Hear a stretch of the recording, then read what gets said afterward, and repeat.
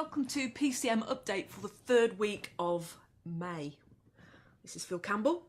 And that's PCM Creative. That was odd. How many times can we introduce yourself? Yeah, and these are not real. No. Carry on. But these are awesome. They are awesome, aren't they? Look at this. What have we got now? We've got Twitter now. Even the right colour of the logo. Oh, she's amazing. This is Leah Mason. Eva Green Designs. No, Ena Green Designs. Ena Green Designs. Come on. Facebook. Yeah, no, I've been wanting geeky pillows for the studio for like years, and I wasn't going to ship material from America because that just seems odd. So we found somebody who does all kinds of things with material locally, and she's brilliant. And also, she only lives a few streets away, so it's even more. Yeah, it's as hyper local as it gets, really. It is really, isn't it? Really going to be pushing Leah Mason's, Ena Green's stuff over the next couple of months. Yeah. As we try and ramp up the whole idea of sort of sustainable, local, kind of like Etsy on a sort of local scale, really. Sort of vinyl graphics. Local services, but on an e-commerce site. So people say to you, anybody does this, go there, click that, order it, done. And also just word of mouth as well. I think this is the importance of having social media practitioners rather than agencies. Yeah. Is that we're on the ground, we're talking to people, and if they engage with us socially, that then extends to the online space as well.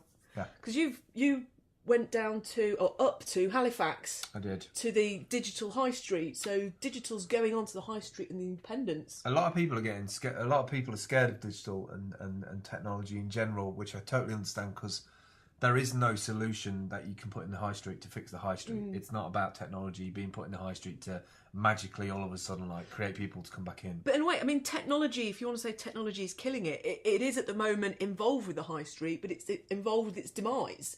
You know, people want to see products, so quite often they'll go in and see the products and then go home and buy them online because it'll get delivered to them. So technology is already there, and I think what high streets and especially independents who don't have big delivery infrastructures and also have a little bit of extra cost, that their main flagship, their USP is the fact that they're in the real world.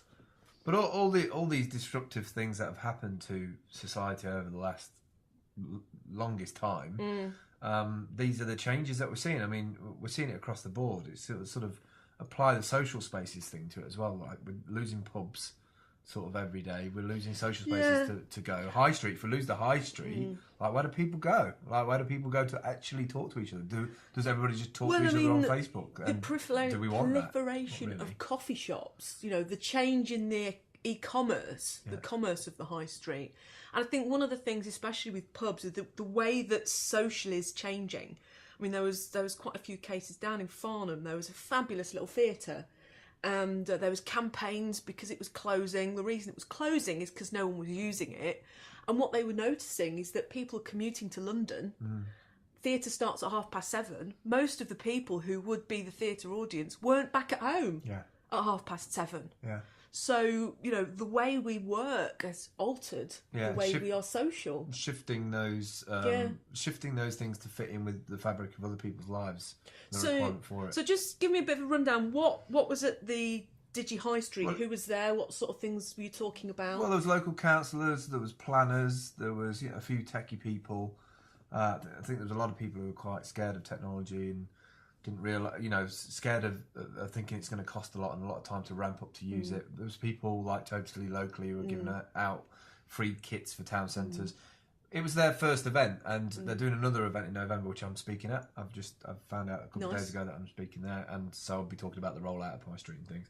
But the cross section really, it was really good. Well done event by Red So it Labs. wasn't just all people who were uber teched up. There was hardly any. And that's the other thing. I saw quite a lot of tweets of people going, "Oh, it's all right for people who are tech savvy." Yeah. But I think it's the curious high street pioneers. I love the word pioneers when it comes to exploring tech, because we're not all tech experts. There's people who don't need to be. Explore tech like yourself, and there's people like me who embrace technology and ask the questions and fall down the traps. And I'm going to be devil advocate here. people say, oh no, technology can't do this, technology can't do that. But I'll also ask that question of those same people that in the last couple of years, have you gone out and bought a smartphone or a tablet? And I think you'll find that the answer is yes. Yeah. Because people want the delivery of that information. And so this is not about a piece of technology that you don't understand. Yeah. This is about what it can connect. Yeah. This is how it can connect people together. I think social and the high street and independence and Facebook and Twitter have really taken over the past few years. Now, I have a magazine called Web User. Yeah. And I've been having it for years, and I'm a horrible hoarder, and I've got copies going back to, 3 or 4 years ago, more than that. And I saw the transition in there from it being mainly focused on equipment to when Facebook started to be mentioned. And it's still important. I know at the moment you're working with John Topham to work on the original infrastructure. So you've been helping him with his branding, the website. So what sort of work? Tell me a bit about what I met Tom again from being in a social place, being at Jack Craig's and the coffee shop, and one thing that really sparked me about John, he's sort of can-do attitude. He was suggesting things that would look good in the store. And sort of, his pricing and his honesty and his transparency and, the time that it would take him to do. Sort of very core old values that I get inspired by, because those are the ones that connect. Those kind of little nuances are the thing that connect us together. And so I was really kind of like, I want to work with John. How do I do it? And it was weird, really, because he sort of had this. Somebody had given him a hot chocolate machine to pay for a job, which is typical like me. I would barter something for something. And I was like, oh yeah, hot chocolate machine. I could totally see myself in the studio, like, yeah, hot chocolate done.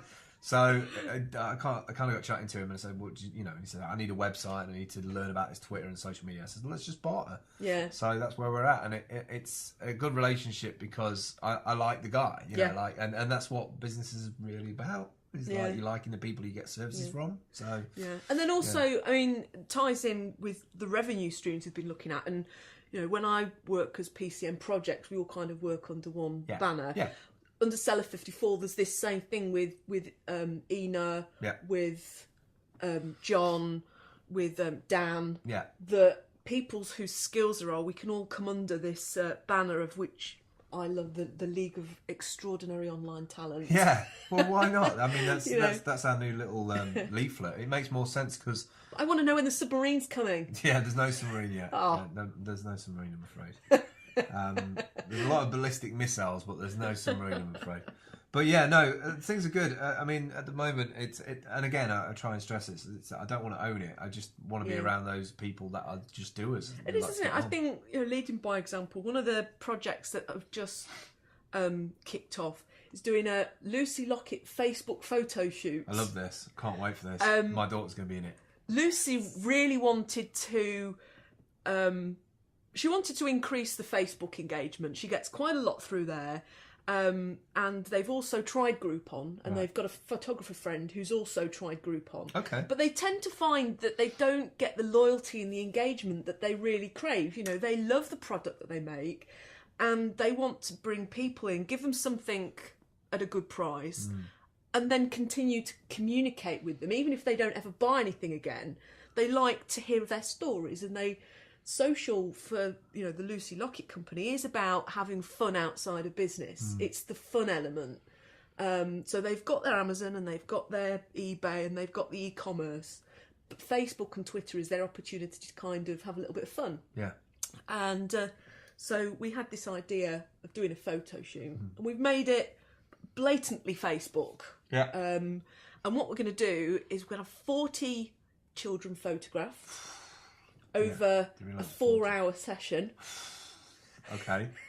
That's going to be loud. Yeah. Okay. But we've got it all timed out, and they are going to have their photos taken at a low resolution, and they are all going to go in a photo album on Facebook. And then people can share them and like them and do what they like with the photographs there. There'll be a prize for the best fairy and princess, king and dragon. Wow. And we're going to see how it goes. But the idea is to try and... Our target is to double the Facebook following. Yeah. But at no point are we going to beg for likes. Okay. So it's just basically put it out there and see how people react to it. Yeah. Very cool. Yeah. Very cool. So it's all go, really. It is all go. It is all go. Have we got time for shout outs? Got like 10 seconds. Very, very quick. We've got Ina Green Topham Designs. Print. Yeah, Topham Print.